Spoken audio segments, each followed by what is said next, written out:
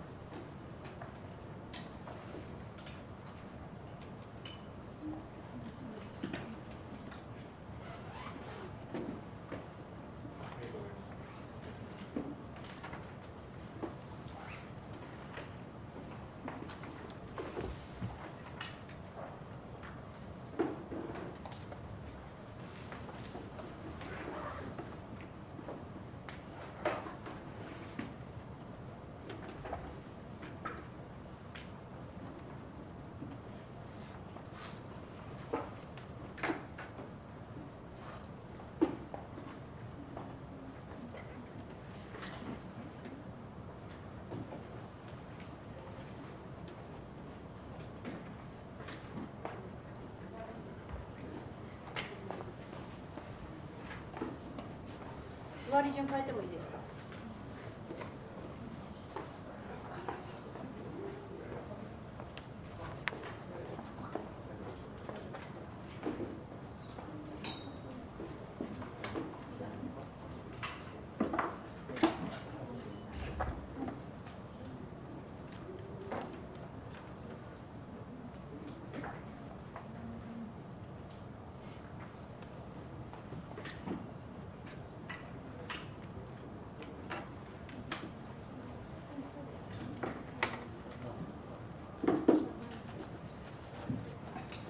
話順に変えました並びを。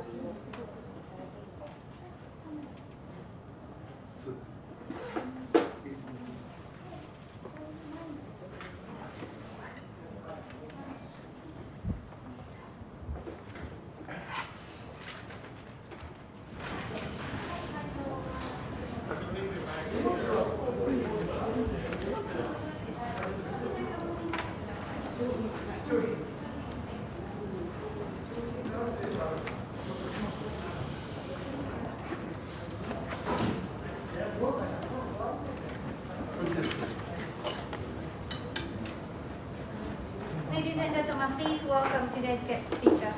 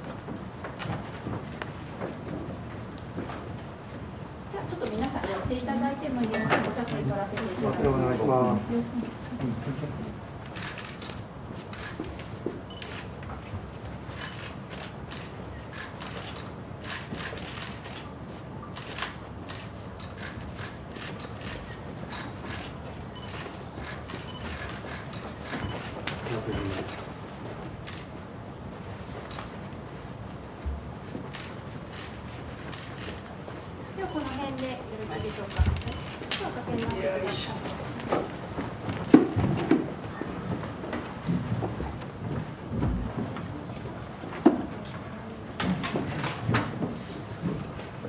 じゃあお願いします。Good afternoon, ladies and gentlemen. Welcome to the Foreign Correspondents Club of Japan. My name is Fred Varco, a member of the Professional Activities Committee here. Before we start, can I ask everybody to turn off their telephones or make them silent? 携帯電話を消してくださいということです。皆さんもでしょうか。We're short on time. We have 4 speakers and hopefully a lot of questions. As everybody knows, Friday is the 100th anniversary of the Great Kanto earthquake, in which 142,000 people officially died. But as some of us know, another 6,000 to 10,000 people were killed unlawfully as a result of hysteria that followed the earthquake. We'll have 4 speakers to comment on this, on these matters today, starting with Professor Tanaka from Hitotsubashi University. Tanaka-san, どうぞ。それじゃあ私の方から簡単にお話をしたいと思います。Let me begin. Thank you. 実は100年前にですね、当時日本に留学をしていた朝鮮人の学生が東大の新聞にその虐殺問題について文章を書いてるんですね。100 years ago, there was a exchange student from Korea who was studying at one of the imperial universities here in Tokyo, and he wrote an article in the Imperial University newspaper. で、特に私重要だと思うところ2、3ご紹介したんですが、最初はこういうこと書いてるんですね。日本の教育は人間となる前に国民になれと教えていると。これが一つですね。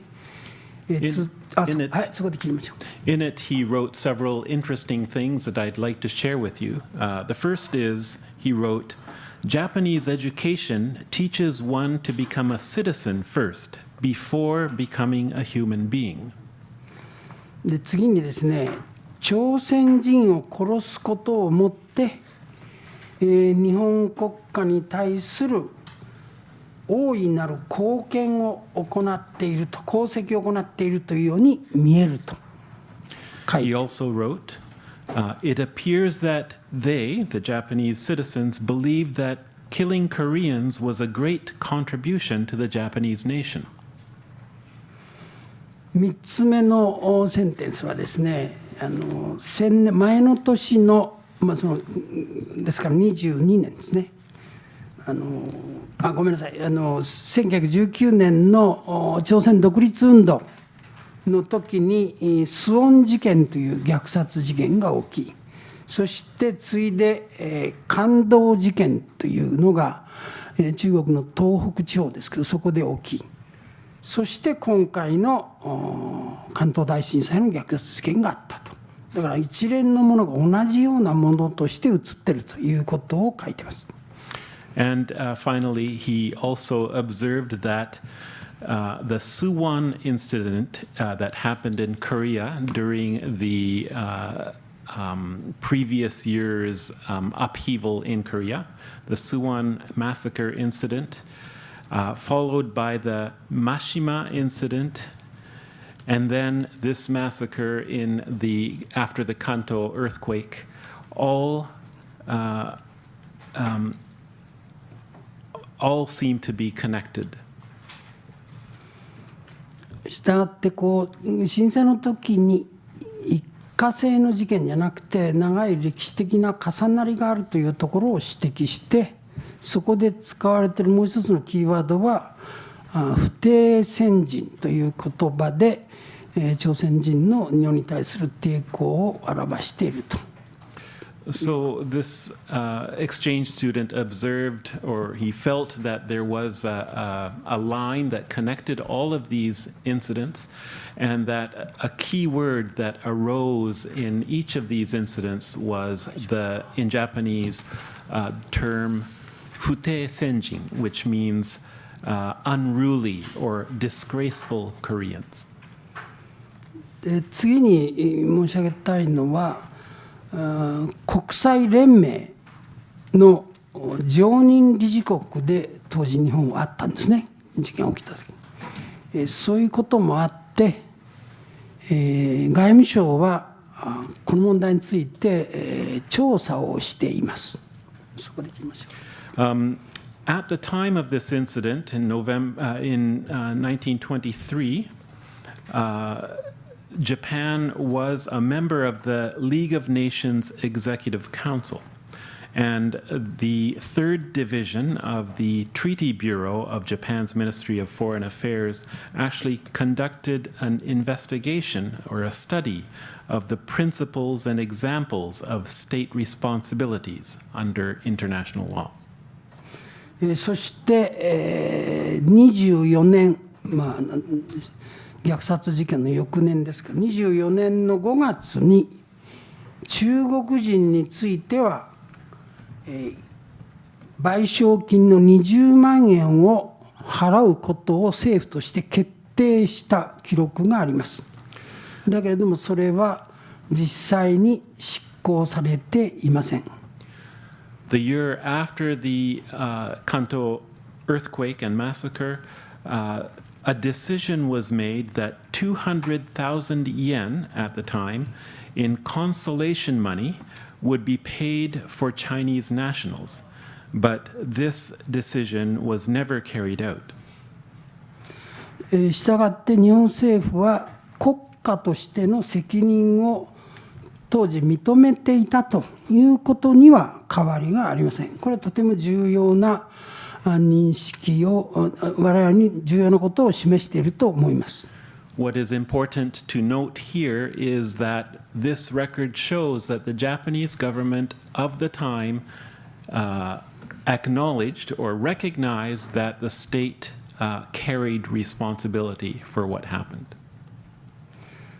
で次に戦後の処理に関する問題をちょっと触れたいと思います。4番目ね。Okay, I'd like to now talk a little bit about the average citizen.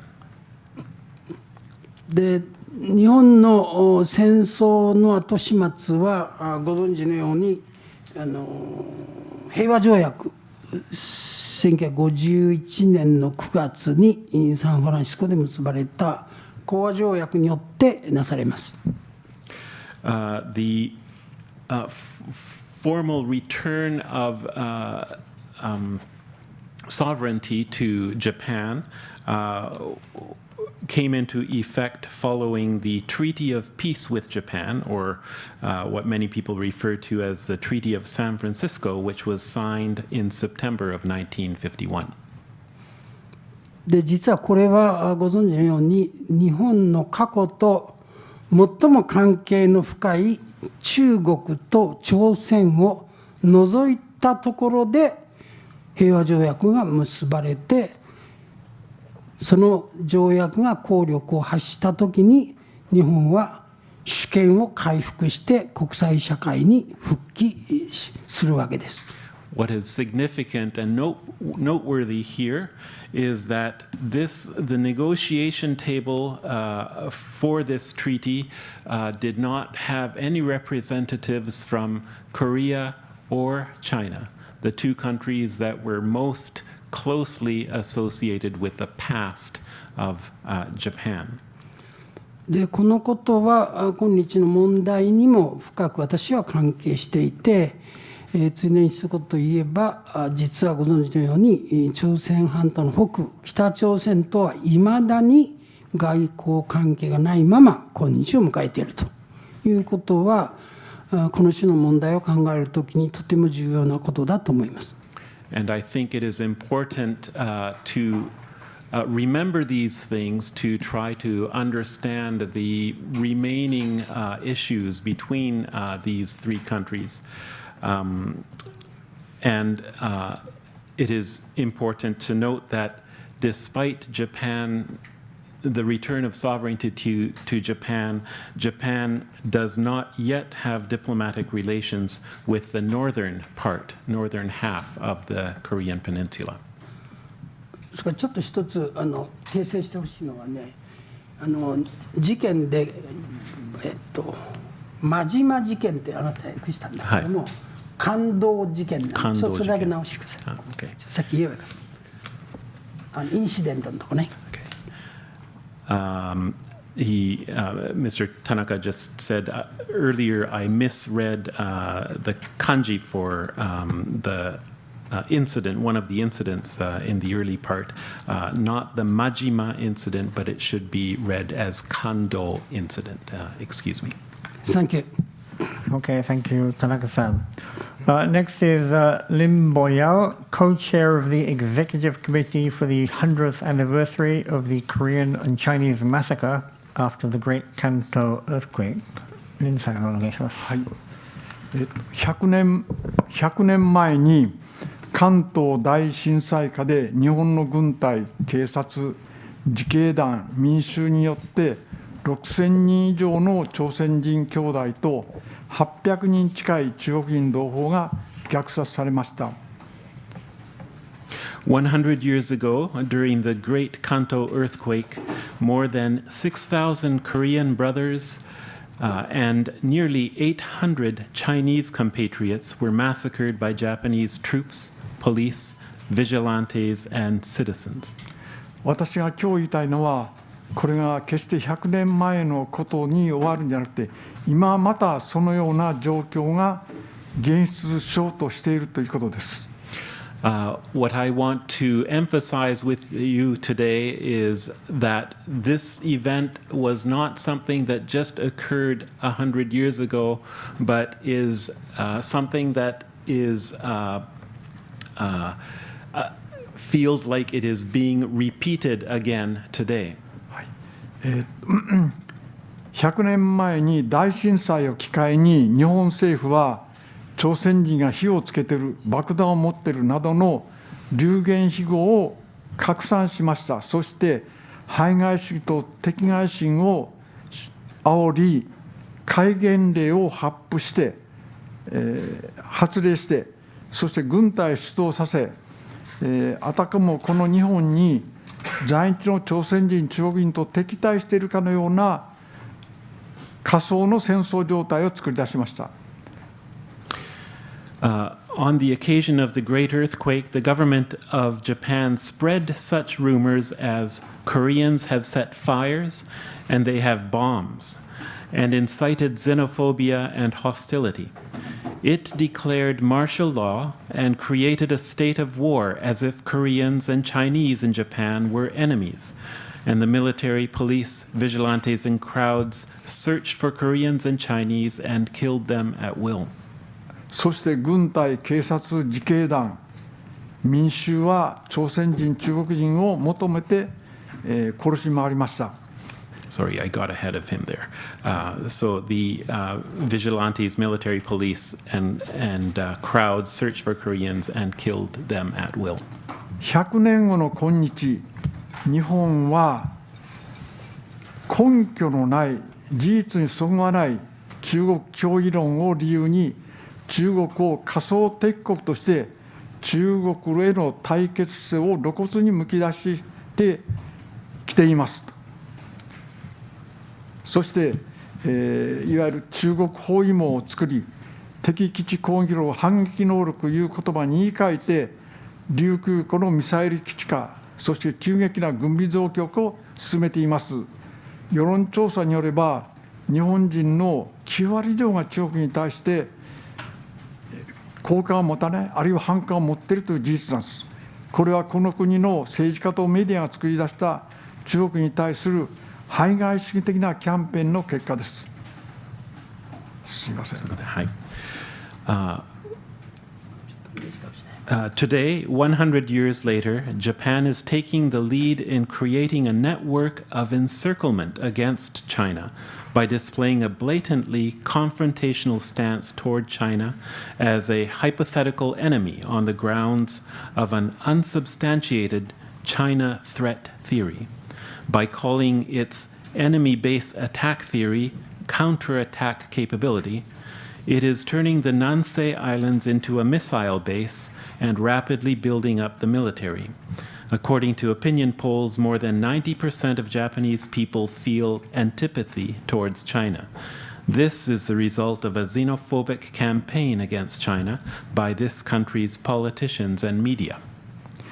事実に基づかない専制主義対民主主義という言論や台湾有事論が声高に語られ、あたかも野蛮な中国が今にも日本に攻撃を仕掛けてくるような雰囲気作りが進められています。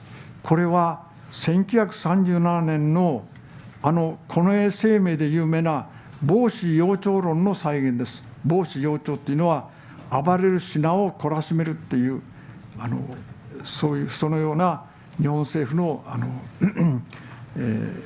アピールですね。でしかもその年に南京大虐殺が起きました。100年前のジェノサイドが起きた社会状況が今現在に再現されていようとしているのです。このことを私は言いたいのです。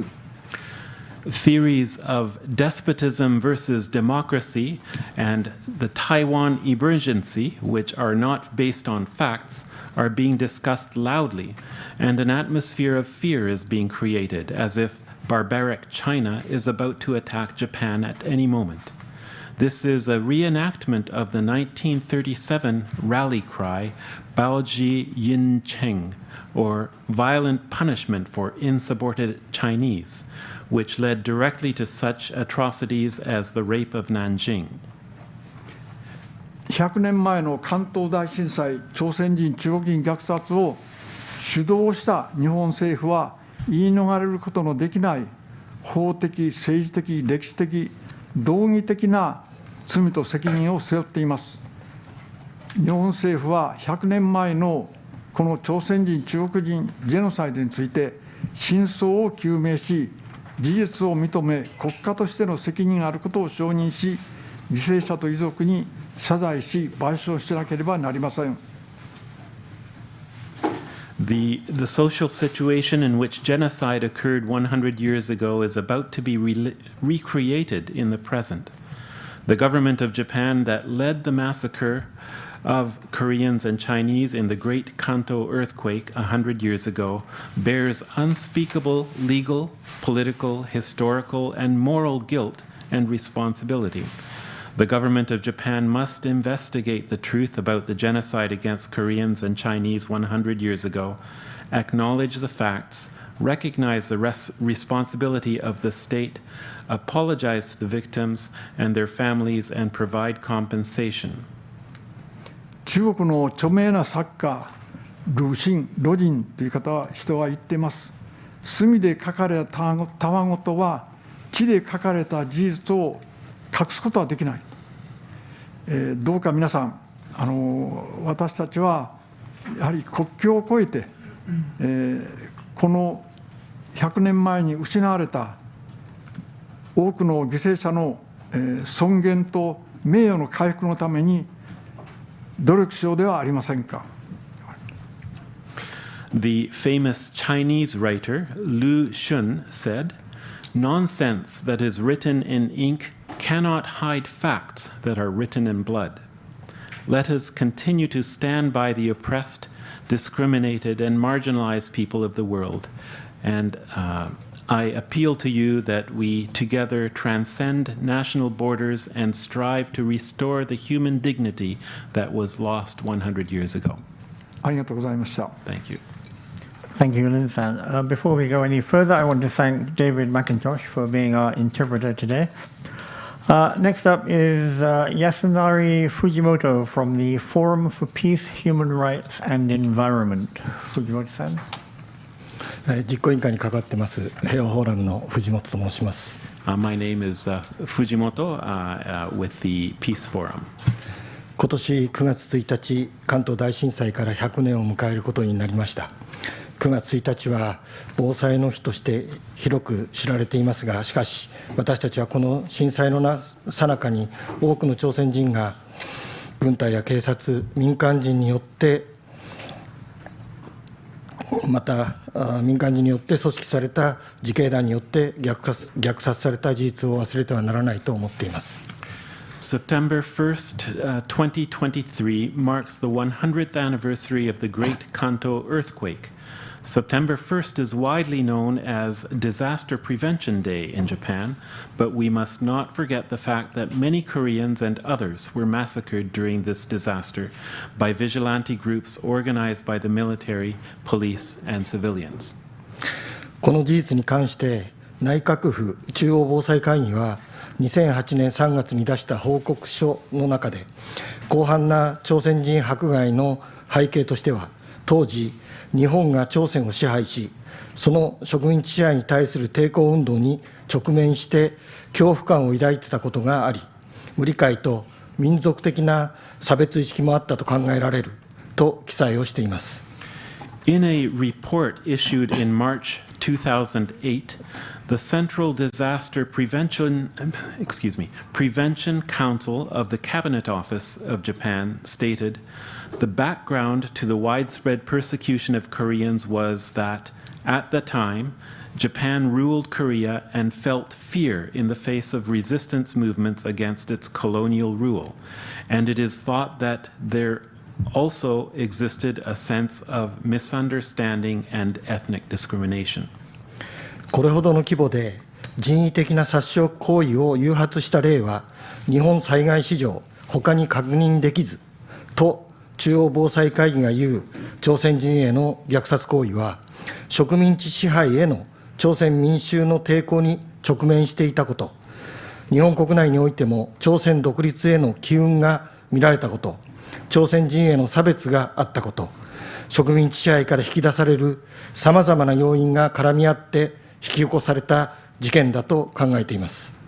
調査した限りでは、政府内にその事実関係を把握することのできる記録が見当たらないとの理由で、遺憾の意を表明する予定はないとしている日本政府の姿勢を許すことはできません。We believe that the massacre against Koreans, which the Central Disaster Prevention Council says no other examples of killings being spurred on such a scale can be confirmed in the history of disasters in Japan, arose out of intertwining factors that were born of colonial rule, such as the Korean people's resistance against the colonial rule, the presence of a momentum towards Korean independence within Japan, and discrimination against Koreans. The government's stance that there are no plans to express regret because, insofar as we have investigated, no records have been found within the government to enable facts to be grasped, cannot be forgiven. 私たちはこれまでも在日朝鮮人に対する差別との戦いを在日朝鮮人の皆さんと共に進めてきました。特に朝鮮高校への授業料無償化からの排除、養蜂無償化からの朝鮮幼稚園の排除、さらには朝鮮大学校の学生支援緊急給付金制度からの排除など、在日朝鮮人の児童・生徒などへの差別はいまだに解消できていません。この事実は、現在の在日朝鮮人社会への差別とつながり、日本社会が戦前から引きずってきた植民地主義とつながっています。We have been working together with Koreans in Japan to fight discrimination against Koreans in Japan. In particular, as we can see from the exclusion of Korean high schools from the national free tuition policy, the exclusion of Korean kindergartens from the free kindergarten program, and the exclusion of Chosun University from the emergency students support benefit system, discrimination against Korean students living in Japan has not yet been resolved. This fact connects with discrimination against the current Korean community in Japan and with colonialism that Japanese society has dragged with it since before the war. 私たちは今回の取り組みを通じて、日本社会から植民地主義を払拭し、東北アジアにおける新しい未来を築きたいと考えています。ありがとうございます。Through this and other efforts, we hope to cast off colonialism and build a new future in Northeast Asia. Thank you. Thank you very much, Fujimoto-san. Final speaker is Kim Chol-soo from the investigation team on the truth about forced Korean laborers in Japan. Kim-san. Good afternoon. Kim Chol-soo です。Hello, everyone. My name is Kim Chol-soo. 関東大震災時の朝鮮人大虐殺は、決して震災の混乱の中で偶発的に起こった事件ではありません。The massacre of Koreans at the time of the Great Kanto earthquake was by no means an incident that occurred accidentally amidst the confusion of the disaster. その歴史的背景には、19世紀後半から日本が朝鮮で行った植民地征服戦争と、そこで繰り返されてきた朝鮮人虐殺があります。朝鮮侵略の過程で、日本軍は朝鮮人の独立運動に対し、激しい弾圧を加えました。例えば、1894年の日清戦争時、東岳農民軍虐殺では、約3万から5万人、1905年から展開された義兵戦争では約2万人、1919年、3.1 独立運動弾圧では約7500人、1920年の関東大虐殺では約3000人を虐殺しています。The historical background of the massacre is the war of colonial conquest that Japan waged in Korea from the late 19th century, and the repeated massacres of Koreans in that war. In the process of invading Korea, the Japanese military violently suppressed the independence movement of the Korean people. For example, the Japanese massacred some 30 to 50,000 people in the massacre of the Donggak peasant army during the Sino-Japanese War in 1894. Some 20,000 people in the Righteous Army War were killed that began in 1905. Some 7,500 people were killed in the suppression of the March 1st independence movement in 1919, and another 3,000 people in the Hunchun massacre of 1920. その指揮を取った者たちが関東大震災時に政府や軍隊、警察の要職につき、朝鮮人が暴動を起こしたという予断をもって戒厳令を発布しました。また、朝鮮での虐殺、迫害経験のある軍隊、軍人たちが戒厳令下で虐殺を行ったのです。日本民衆がデマを信じて虐殺に加担したのも、朝鮮での繰り返される弾圧の過程で、独立を叫ぶ朝鮮人は暴徒、不貞であるという見方が広まり、朝鮮人に対する恐怖と憎悪が日本社会に蓄積されていたからです。このように震災下での官民一体の朝鮮人虐殺は、朝鮮侵略、植民地支配が生み出したものなのです。Men who led these massacres that I just mentioned held key positions in the government, army, and police at the time of the Great Kanto earthquake, and martial law was declared based on the premonition that Koreans had rioted.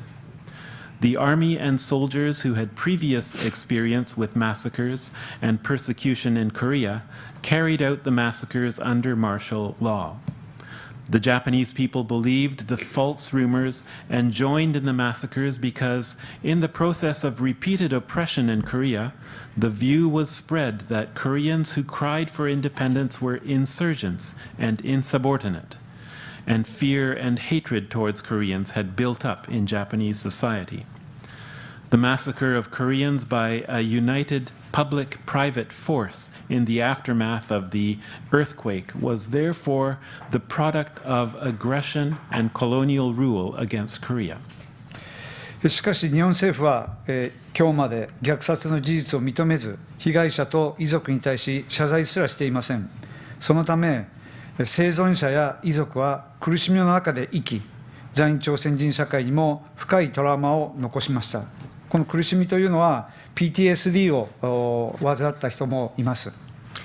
However, to this day, the Japanese government has not acknowledged the facts of the massacre and has not even apologized to the victims and their bereaved families.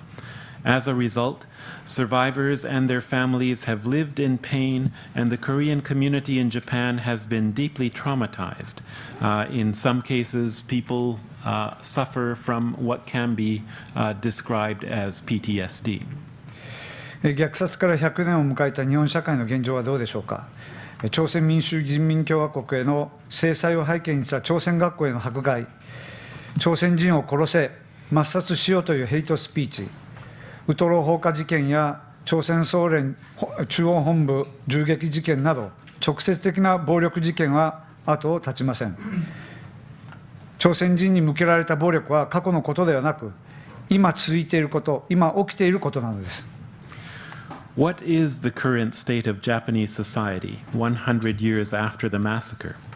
Against the backdrop of sanctions against the Democratic People's Republic of Korea, there has been no end to the persecution of Korean schools or to hate speech calling for the killing or extermination of Koreans, or to direct acts of violence such as the Utoro arson case in Kyoto and the shooting incident against central headquarters of the North Korean Residents Association, Soren, or General Association of Korean Residents in Japan. The violence directed at Koreans is not a thing of the past, but a thing that continues today. 20年前、日本弁護士連合会は虐殺体験者ムン・ムソンさんの人権救済申し立てに対し、国の責任を認め、謝罪と真相究明を求める勧告を出しました。しかし日本政府はいまだに被害者のこの告発の声を無視し続けています。日本政府や自治体は100年間隠蔽してきた虐殺の事実を認め、謝罪することで、重大な過ちを再発させないという強い決意を内外に示すべきです。このことが被害者や遺族への真の追悼になり、在日朝鮮人への差別と迫害の歴史に終止符を打つきっかけになると考えます。감사합니다. Thank you. 20 years ago, the Japanese Federation of Bar Associations issued a recommendation that the government of Japan accept responsibility, apologize, and investigate the truth in response to the human rights claims of Moon Muson, who experienced the massacre himself. However, the Japanese government continues to ignore the accusations of victims. The national government of Japan, as well as relevant local governments, should acknowledge the fact of the massacre, which has been covered up for 100 years, and apologize to the victims to show their strong determination, both at home and abroad, to never allow this grave mistake to happen again. I believe that this will serve as a true memorial to the victims and their bereaved families and help to bring an end to the history of discrimination and persecution against Koreans in Japan. Thank you. Thank you, Kim-san. Okay, we go now to questions and answers. If you have a question, raise your hand and come up to the microphone, state your name and affiliation, if you have one, please, and make the questions as short as possible, and if possible, direct them to one or two individuals rather than all four. 質問はマイクに上がって一人一人伺います。It's okay. Hello, Etienne Balmer from the French press agency AFP. Two questions. The Japanese government keeps repeating that there's hardly any record for the 1923 massacre, and clearly it doesn't want to investigate further. But today, because since Japan is a democracy and those facts happened 100 years ago, I wonder if there is any legal way to oblige the government to give full access of its archives, of the state archive from that period, to researchers and other interested parties. And second question, I wonder if also if there was ever any lawsuit filed in Japan against the Japanese state for its alleged responsibility for the massacre, at your knowledge, and why not taking the case to international courts like The Hague or the United Nations? Thank you.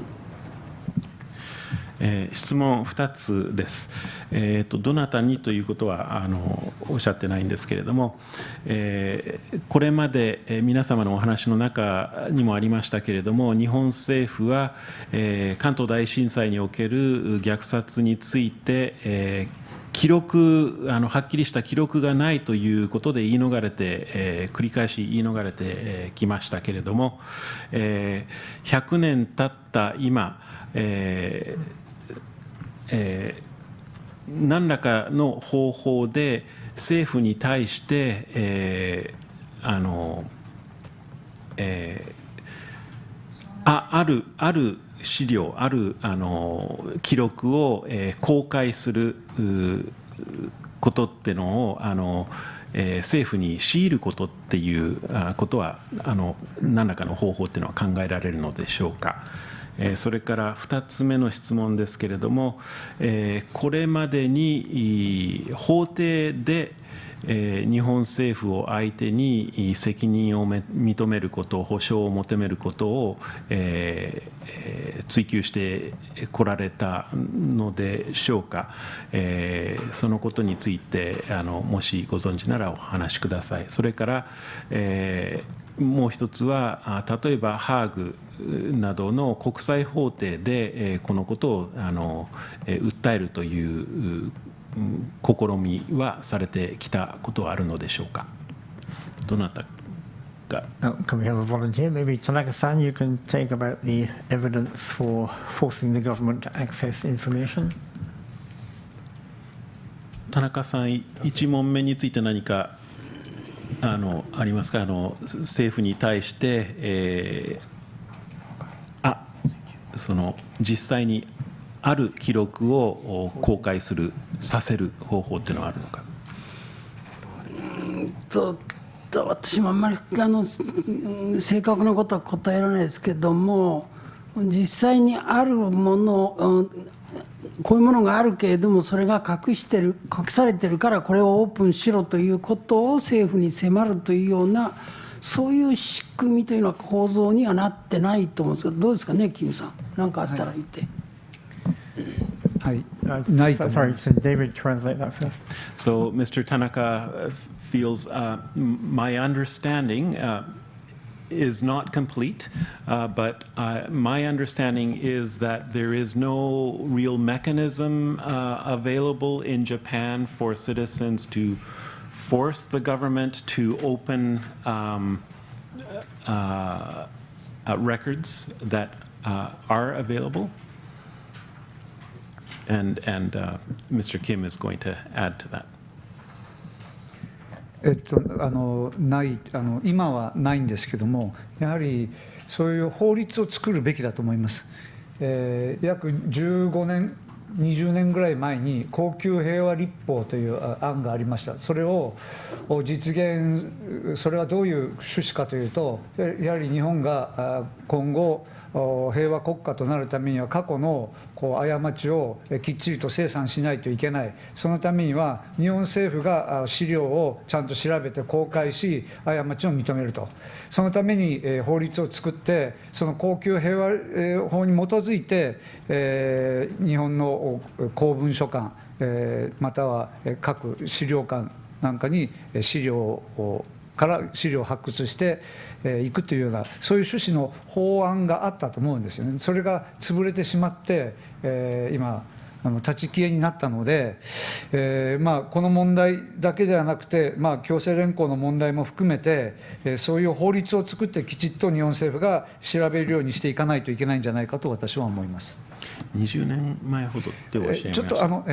ちょっとおよそです。すみません。So my understanding is the same as Mr. Tanaka's, that there is no mechanism available, but I am recalling from about 20 years ago there was an effort made to create a law that would force Japan, as a nation committed in its constitution to peace, to force the Japanese government to open to the public materials that are relevant to issues of war and peace, and to place these in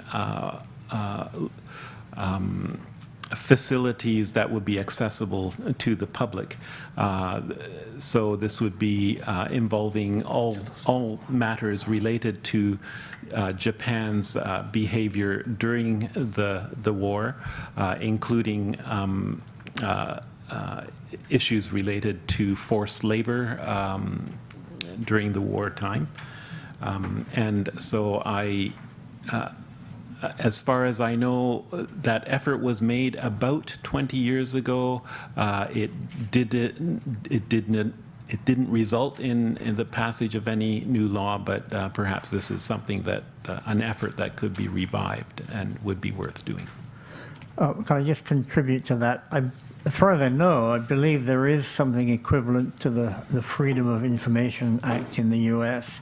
And we have actually had a speaker here, I think, maybe 10 years ago, who came to explain how he accessed information from government ministries. So I think if you can apply to get information from ministries. How cooperative they're going to be is a different matter, but I think that system does exist. 今彼が付け足したのは、彼の記憶では、日本でも、アメリカほど強くないのかもしれないですけれども、Freedom of Information Act、情報公開法っていうんですか、と似たようなものが日本にも一応あることはあるというふうに伺っております。けれども、何かそれについて加えることありますか？そういう制度があることはあるんだけれども、しかしその国会議員が国会の中で、追及をしても政府のその公式な答弁は先ほど言ったようなところでしか答えてきていないという事実があるということですね。So, yes, as Fred indicated, there is something of that nature in Japan as well, but in terms of Diet members seeking answers to these kinds of questions in the national Diet, the Japanese government continues to stonewall. セカンドクエスチョンについて、Second question now. 国際的なその問題で言えば、いわゆるその戦後書も含めてその日韓、それから日中の間でもいわゆるその解決済みなんだという話です。1965年の日韓請求権協定でもですね、個人請求権含めて解決済みというふうになっていて、国際法廷というそういう取り組みがこれまでされてこなかった。それから日本の中では在日朝鮮人への差別が非常に厳しい中で、法廷闘争というものも行われてこなかった。そういう意味で私たちは韓国の民衆、中国の民衆、そして日本の在日同胞の社会通じて、その一般市民の声というものをその土台にしながら、それを戦いの土台にしながらやらなきゃいけない、そのなんていうか取り組みの最初がここにあるんだろうというふうに思っています。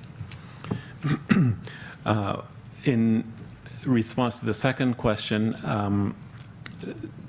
the Japanese government has steadfastly stuck with the stance that all matters related to the years up to the end of the war were settled in the respective treaties that were signed with China and Korea.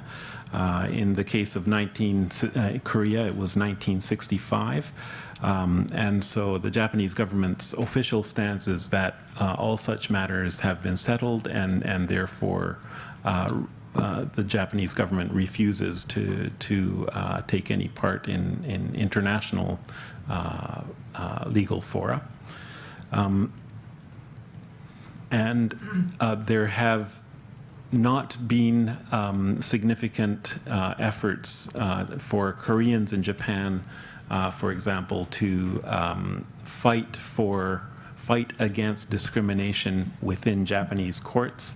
And I believe that it is important for citizens groups in Japan and Korea and China to work together to bring our voices together and to make that the base of a movement that will move the government of Japan to show a new stance. Okay, thank you. Next question is here.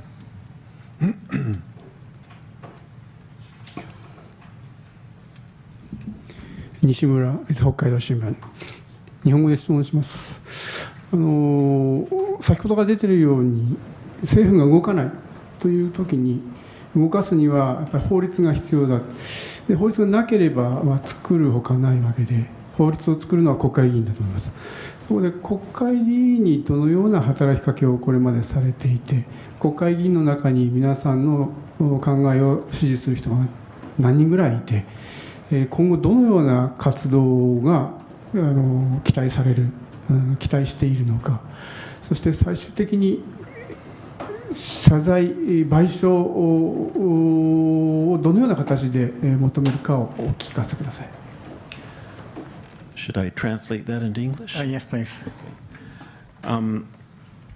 So, as you have been saying in your statements, the government is not moving or has not moved to date.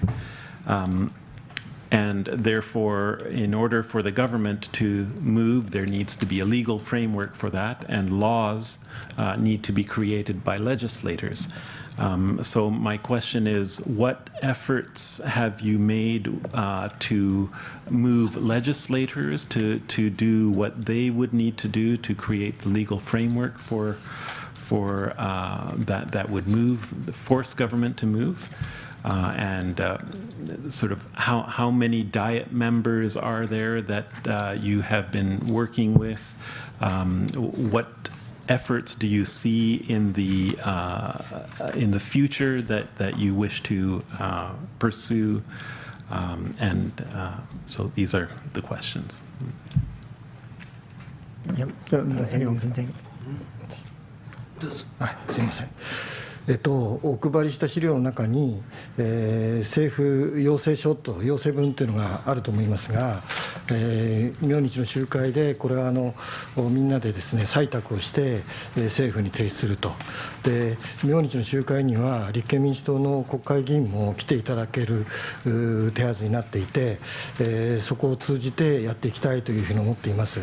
で、立憲民主党、立憲フォーラムを中心とした議員の皆さんも賛同いただいておりますし、そういう意味では、どういう形でね、その植民地主義っていうのは非常に難しいので、どういう形でその法律にできるかっていうのは、まだ私たちの中ではきちっとできてはいませんけれども、しかし、取り組みはですね、続けていきたいというふうに思っています。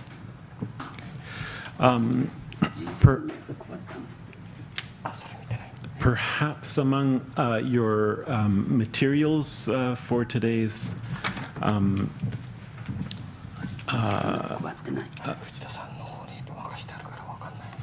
okay.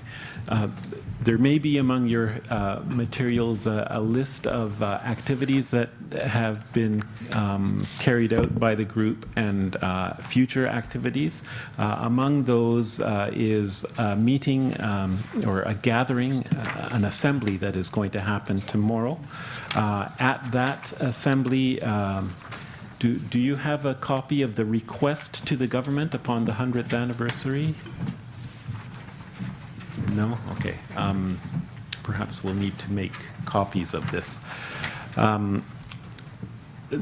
There is a statement or a official request of the group being issued to the Prime Minister and the Minister of Health, Labor and Welfare of Japan that is going to be adopted, signed, and delivered to these two ministers,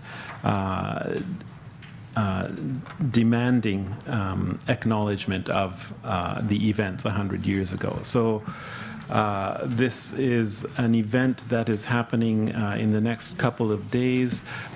Several Diet members will be participating in that assembly and will be part of our efforts to advocate for changes with the government. So we hope to continue to engage in activities like this in cooperation with some Diet members who are friends of ours. Okay, thank you. Any more questions from the floor? Gentleman here.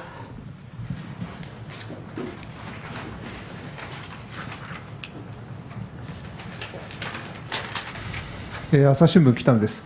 林伯陽さんとキム・チョルスさんにお伺いします。今回の明日の追悼大会には中国および韓国から遺族が来日します。で、林伯陽さんは中国人遺族のこれまでも日本に招かれてですね、昨年とか何年も前から遺族を招くことを活動に取り組んでおられると思います。で、遺族が実際に中国、韓国にいて、その人たちがこういうふうに100年の節目に来るということの意義ですね。で、実際にそういう方々の日本に招く活動に取り組むことによって、林さんが実感すること、想像ではですね、やはり遺族がいるということで、実際にそういう事件が起きたということがなおさら実感されるということがあるのかなというふうに想像いたしますが、活動されてどのようなことが実感されるかということを教えてください。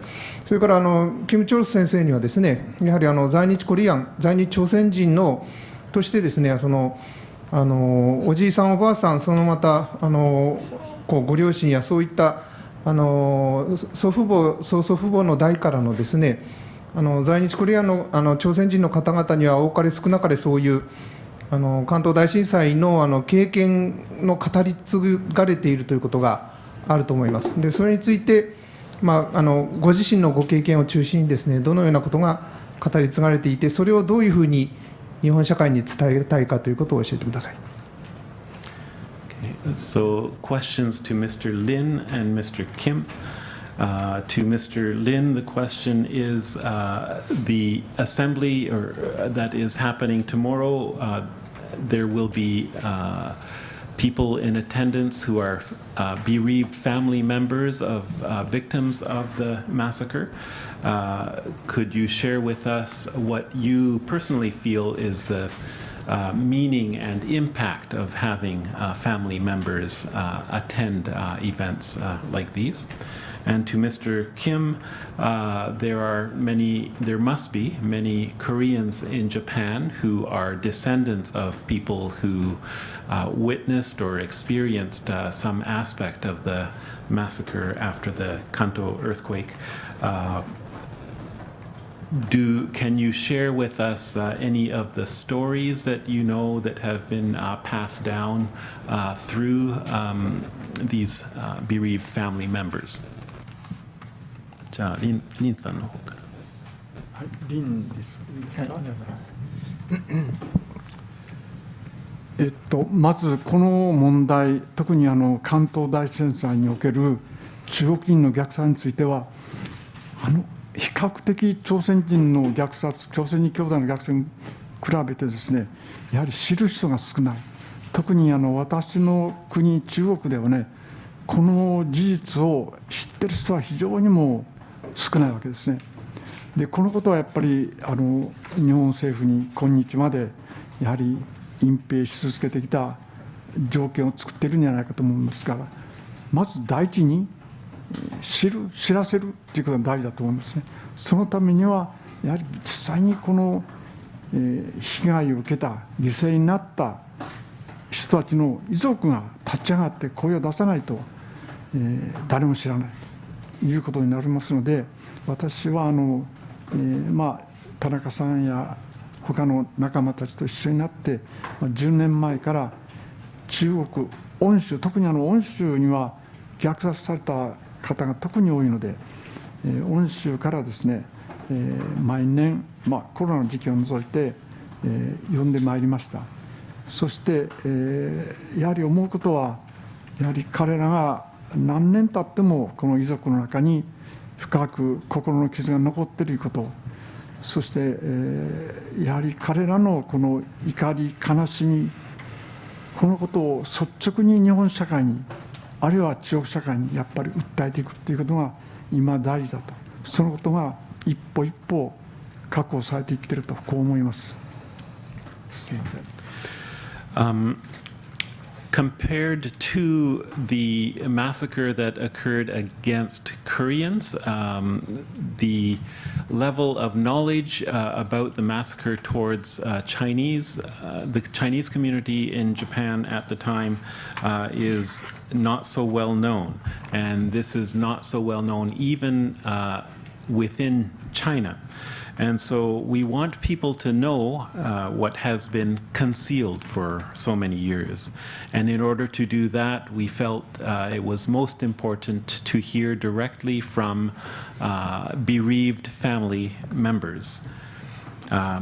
This is why we began about 10 years ago to invite bereaved family members to come and talk about what they have heard from their elders.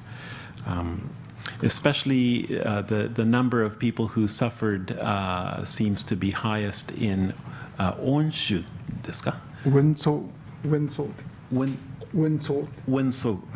Okay, Wenzhou province. The deep pain and anger that is still in the hearts of the bereaved family members is a very powerful source of a potential change, and so we believe it is important to hear firsthand from these bereaved family members.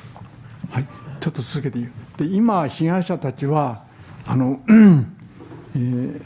虐殺された犠牲者の遺族の連議会を作りまして、すでに日本政府に対して4回にわたって請求書を出しています。その中身はやはり日本政府がやはりきちっとこれを国家としての責任があることを認めて謝罪し賠償することです。それで続けていっていいですか。中国人の虐殺について言うならば、当時、山本権兵衛内閣は、1923年の11月に当時の日本の外務省の条約局が、世界の説明したよ、さっき私が説明したじゃん。もういいかな、はい、だからそこでやはり国家としての責任があることを認めて、中国政府に対して20万円の賠償を、名前はイシャルという名前ですが、することを決定しました。そのことを実施することによって、実は、同じようにこれは朝鮮人の兄弟たちにも適用されるべきだというふうに考えています。だから今後やはり朝鮮人の犠牲者、それから我々支援者、それから一緒になって日本政府に対して問題の解決を求めていきたいと思っています。Families of victims have formed an association, and this association has on 4 occasions in the past submitted demands towards the Japanese government, demanding that the Japanese government acknowledge responsibility, offer apology, and to provide compensation. As Mr. Tanaka mentioned in his initial presentation, the Japanese government in 1923 acknowledged at the time that the government bore responsibility for this. And even there is record of a vote being taken that 200,000 yen at the time would be set aside for compensation towards victims. We believe that this should be carried out even after this many years. 一言だけいいですか。田中さん、you want to say something? どうぞ。私がちょっとお願いしたいと思うのは、私この特派員協会にとても期待をしてるんですね。で、日本はご案内のように外国メディアで問題にならないと国会議員も政府も関心を持たないという、ジャニーズの問題が BBC からやっと動き出したというね、これが日本の現実なんですね。で、実は私たちは今年の G7 の時にこの問題について7カ国の首脳に書簡を送りました。で、この問題について考えてほしいし、岸田さんにちゃんと言ってくださいということを実は書いたんですね。で、英文のものを送った手紙もあるんですけど、ちょっと今日持ってきてないので、これはみんなに配ってんのかな。この黄色いパンフレットの中に日本語のものはありますけども、後で英文は事務局にお届けしておきますから、ぜひで、その中にも実は書いてあるんですが、もう一つだけ、2010年にバイデン大統領はアメリカの虐殺、100年前の虐殺についてちゃんとその問題について深刻に受け止めて、差別問題について取り組むということを明らかにして現地に行ったという、そういうことがあるので、日本でもちゃんと100年にやりなさいということを我々要求しているわけですけれども、ぜひ外国メディアの人も日本の首相に今年100年でどうするんですかと、バイデンさんはこうだでしょというようなことを言ってほしいなと私は思って、そういう外圧との関係で一緒に動いていかないとこの国はどうにもならないというのが私の感想です。すいません、こんなところでそれ申し訳ないけど。I just wanted to add here that I come here to the Foreign Correspondents Club with a sense of hope that through you we will be able to place pressure on the Japanese government. As many of you probably know, as we saw with the case of the Janizu incident, it was coverage in the BBC News that moved things in Japan finally.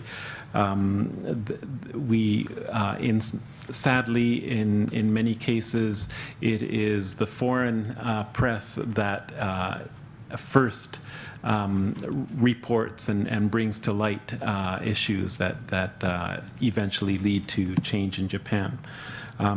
One of the things that the group did that hasn't been mentioned yet was we sent letters to the 7 leaders of the G7 nations just at the time of the recent G7 meetings that were held in Japan, asking each of the leaders to consider the events of 100 years ago and the fact that Japan has not yet come to terms with it, and appealing to each of the leaders to take it up with the Japanese Prime Minister. 2010年にバイデン大統領っていうのはどこに彼が行ったんですか。はい。悪さの事件、国内の虐殺事件だよね。はい。国内の虐殺事件で100年経って謝罪をした。So there was a time back in 2010 when current President Biden traveled to the site of a massacre or terrible event that happened in American history, and visited the site and acknowledged the wrong of the time.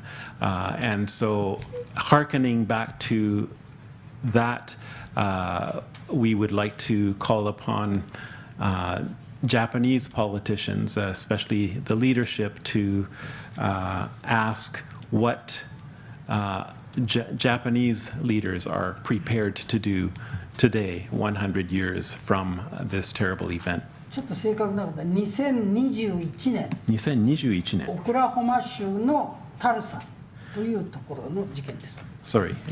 So he just looked in the yellow book that he held up earlier. It is 2021 that he visited Tulsa, Oklahoma, where a massacre against African Americans took place. Okay, we're over time, but Kim-san, you have answered to the second question, I think, and then we have one more question from the floor. はい。じゃあ北野さんの質問にお答えいたします。現在、関東大震災の被害者、この被害者というのは私は直接虐殺された人と、当時その虐殺を目撃した人、もしくは虐殺されそうになった体験者まで含めて被害者と言っていますが、その被害者はもうほぼいないと思います。それでご質問なんですけど、その遺族たちがおられるんですけども、遺族やもしくは在日朝鮮人社会にこの虐殺問題というのは語り継がれています。特に遺族では先ほど PTSD を負ったっていうのは遺族なんですね。話を聞いてショックで、悪夢に、毎日悪夢を見て、なかなかそこから解放されない。今大田区に金土院さんという、おばあさんが住んでいますけども、そのおばあさんが、今は悪夢から解放されたと言っていましたけども、悪夢にうなされた日々を過ごしてきたと。それから遺族たちにはどういったことが語り継がれたのかのもう一つの例なんですけども、千葉に、体験者の先ほど申し上げたムンムソンさんの娘さんが住んでいます。でムンムソンさんの娘さんは、その体験者であるムンムさんに何を言われたかというと、本当に関東大震災の時に多くの朝鮮人が殺されて恐ろしかったと。で日本人を怒らされたらダメだよ、殺されるから、これを常々言っていた。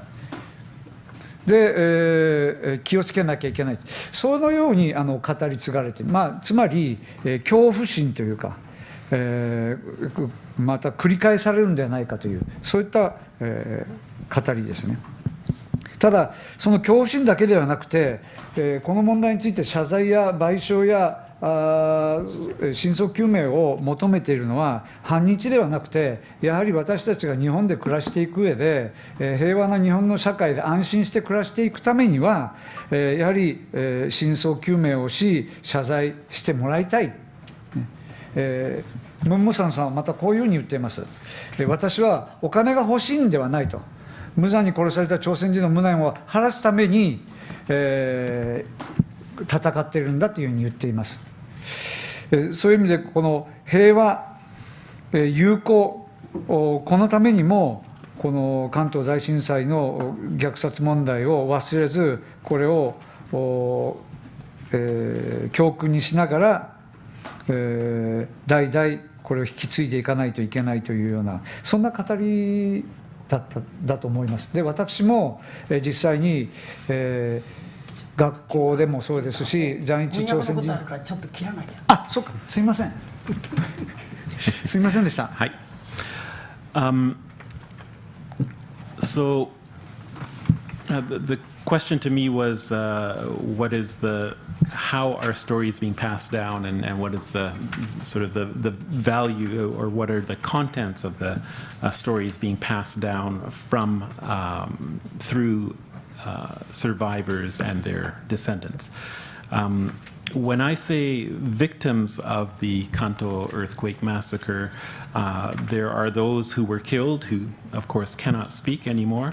There are those who are injured, and there were those who witnessed. But, of course, 100 years since those events, I think it is safe to say there is nobody who can speak to these events directly firsthand. So the stories that we have now have been passed down through families. When I mentioned earlier in my statement about people who still suffer from PTSD over these events, I was talking about descendants of those who told their children and grandchildren about the events. There is a woman by the name of Kim Do-yeon who for many years suffered from terrible dreams that were caused by the stories that she was told by her now deceased father. And there is also the daughter of Moon Musun, who I mentioned in my earlier statement. She tells of her father telling her about the terrible events after the Kanto earthquake, and repeating many times through her memory to don't anger the Japanese people because they will kill you. So she grew up with this very deep fear of angering the wrong person. We are not engaged in demands for truth and justice because we are anti-Japanese. We are doing this because we want to live without fear. And we need truth, and we need acknowledgement in order for us to reach that state of security in our own lives. So we need to keep remembering and learning from the past. Okay, thank you. We have one more question from the floor. Thank you. May I ask a question in the Japanese? And Dave, can you help me for translation? My name is Sarah Yamasaki. I'm the writer for accessibleworld.net for wheelchair people. And in the Japanese. すいません。どなたでもいいんですけれども、今日は大変勉強になったのが法制を整えるための努力をなさっておられること。そして、皆さんの謝罪が皆さんに対して必要とされること、たくさんのことを勉強しましたけれども、もう一つ、今後の将来についての同じことが起こらないためのプリベンションについて、どういうお考えを持っていらっしゃるか、特に私たち市民社会がこれが二度と起きないために私たちが何ができるかを一緒に考えていきたいと思ったので質問します。それはですね、私が車椅子生活になって初めて分かったことなんですが、つい先日伊勢丹でおトイレの近くで暴力的に車椅子蹴られて、この方はがと言ってとても怖い思いしました。セキュリティが飛んできてくれたけれど、もうそのデパートには怖くて二度と行きません。でも100年前はコリアンの方やチャイニーズの方は助けを求めても、自警団や警察や本来助けてくれる人たちが率先して殺しに回って、そういうものを私たちは福田村事件という映画をこちらのこの会場で8月の21日に見ました。その映画では神奈県から来た薬売りの人たちが日本人にもかかわらず先人と呼ばれて集団の狂気の中で日本人が日本人を殺した。でこれからももしかしたら100年後起きるかもしれない。ではそれが起きないために今ヘイトクライムや怒りや憎しみが多い世の中で、私たちはこれからどうやって将来に向かってプレベンションしていいでしょうか。 Thank you so much. So the question, or first, Sarah thanked them for the learnings that she was given here about how they are working for new laws and with diet members, and how important it is still to receive an apology. But my question is about how to move into the future. We recently watched a movie here. We're given an opportunity to watch a movie here called the Fukudamura Jiken, and learned that even Japanese citizens who had a dialect that marked them as from someplace else suffered in the massacre conditions. In order for these kinds of events to never happen again, or as a person in a wheelchair who just recently had a shocking incident where somebody kicked my wheelchair very violently. I'm interested to know what activities you wish to carry on, and how you want to bring changes to society so such things will never happen again. Okay, who wants to take it? Fujita-san? Oh, Lin-san, どうぞ。やはり現実にはこの100年前のことがまさにまたこれから起きてはならないという意味では、やはりまず真相を明らかにすること、そして政府がきちっと謝罪すること、それから多くの人が知ること、これが大事だと思いますが、同時に具体的には例えば、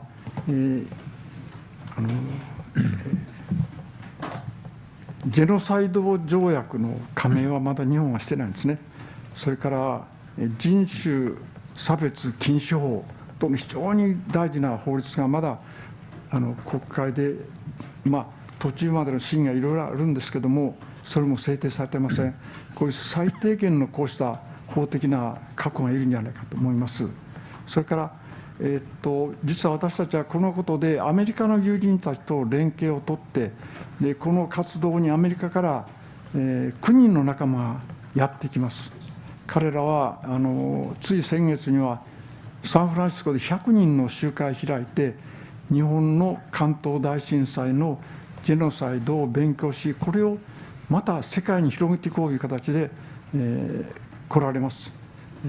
ぜひともこの方たちの意見、声を聞いてください。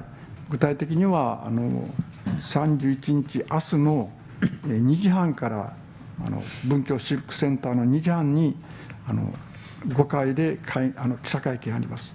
また遺族の声も聞いてください。そのシビックセンターの5階で1時から遺族だけの、中国遺族だけの記者会見を行います。ごめんなさい。明日両方明日ですか。両方とも明日です。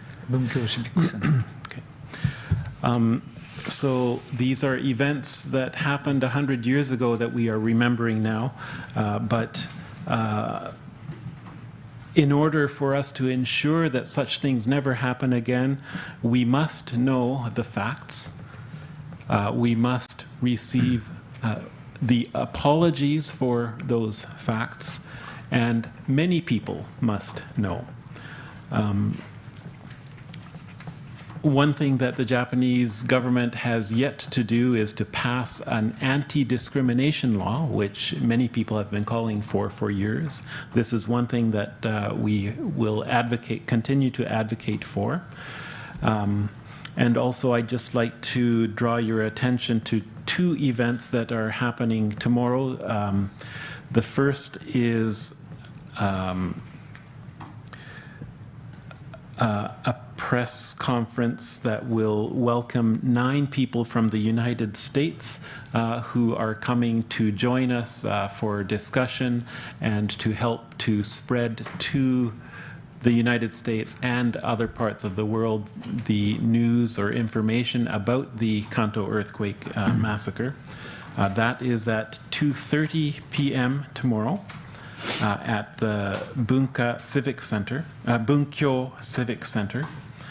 and then from 1 p.m.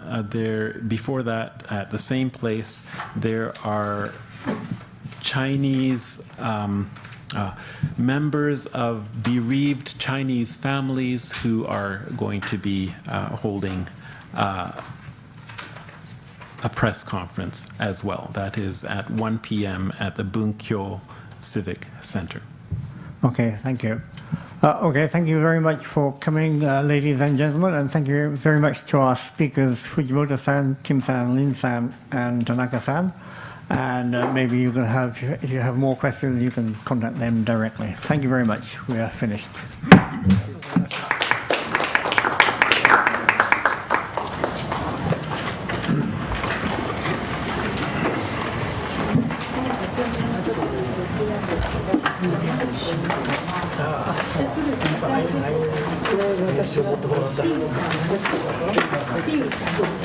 部屋にあります。テーブルの上にあります。取ってください。